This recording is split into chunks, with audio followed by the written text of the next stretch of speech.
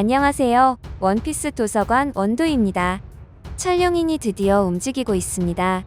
원피스 1074화부터는 역사에 없었던 정상 결전이 우스워 보이는 스케일의 엄청난 전투가 펼쳐질 확률이 매우 높아지고 있습니다. 키자루와 오로성이 에그헤드로 향하고 있기 때문인데요. 여러분 쉽게 생각해보세요. 세계정부와 해군이 제일 싫어하는 상황과 사최간이 있는 에그헤드 섬에 세계정부의 최고 지휘에 심지어 촬영인을 전장으로 데리고 오는데 대장 키자루와 조무렉이 해군 병력만 찾아올 리가 없죠. 이런 유례없는 상황에 최대한 많은 군함을 키자루가 요청했고 해군의 중장들도 동원 가능한 인원들이 출동할 가능성이 매우 높습니다. 그들의 임무는 아무래도 오로성을 지키는 역할이 될 것이고요. 그리고 오로성이 도착 시 발생하는 효과는 실로 엄청난데요. 세라핌의 통제권을 가져올 수 있다는 것입니다. 아무리 루피가 사왕이고 니카 각성을 이루어냈지만 현재 전장의 세라핌들이 적으로 돌변하면 쪽수에서 전투력이 너무 밀리는 그림이 연출될 것입니다. 과거 루피가 철룡인을 주먹으로 강타한 사건이 있었고 이번에도 오로성이 루피의 눈앞에 등장하는데 또다시 그때 상황이 발생할 것인지도 상당히 기대됩니다. 그때의 키자루는 루피 일행들이 겸상할 수 없는 실력 차이가 있었죠. 하지만 이번에는 만약 루피가 오로성을 공격해도 키자루는 옆에서 루피를 어떻게 제어할 수 없는 실력차가 있습니다. 그리고 오로성이 출정하는 목표 중 또 다른 이유는 베가펑크입니다. 현재 베가펑크는 보니와 함께 실종된 상태죠. 현재 베가펑크와 보니에 대한 수많은 추측들과 가설들이 난무하고 있는데요. 과거부터 보니는 베가펑크 연구소에 존재하는 쿠마의 기억에 대해서 궁금해하고 있었으며 베가펑크는 절대 만지는 안 된다는 이야기를 했었기 때문에 아마 쿠마의 기억에 손을 댔을 것이고 그 결과 그 자리에 쓰러지거나 그 기억의 세계로 빨려 들어갔을 것이라는 가설들이 존재합니다. 베가펑크는 세계정부와 오로성의 입장에서는 너무 많이 알아버린 사람으로 분류가 되며 더 이상 그에게 뽑아먹을 기술이 없다고 판단하고 있는 상태죠. 더 쉽게 말해서 그들이 가장 민감하게 반응하는 공백 200년에 대해 가장 근접한 인물이 베가펑크라는 겁니다.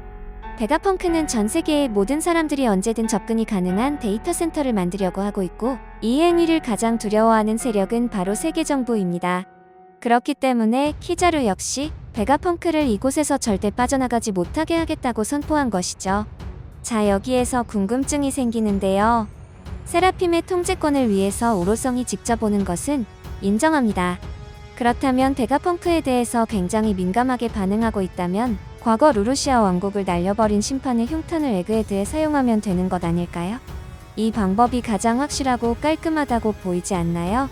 제가 만약 이모의 입장이라면 에그헤드에서 루피의 강함에 키자루가 힘을 쓰지 못하고 농락당하는 그림이 펼쳐진다면 오로성이 루피에게 직접적으로 노출이 되는 상황이 발생할 것입니다.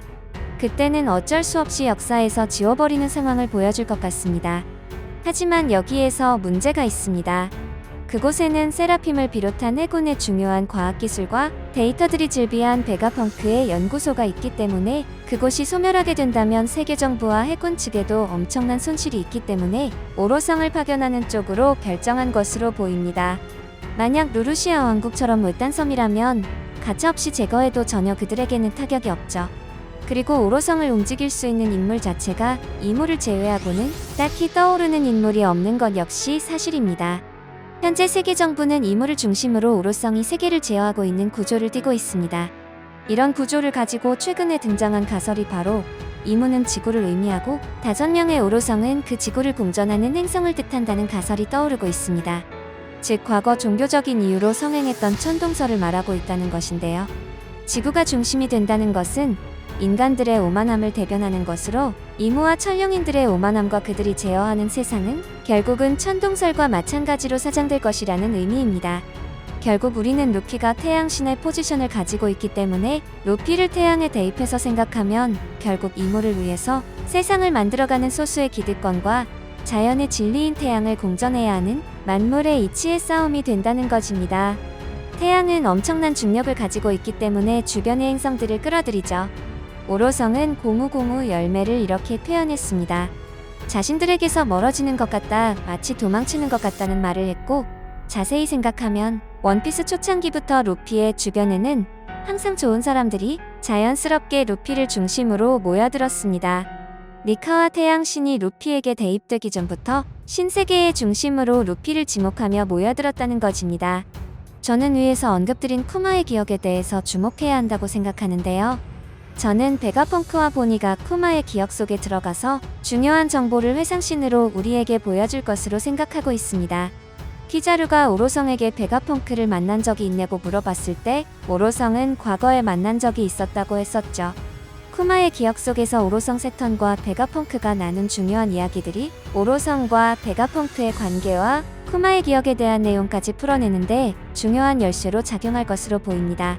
그리고 원피스 1074화 이후로 위블의 행보에 대해서 이야기해보죠.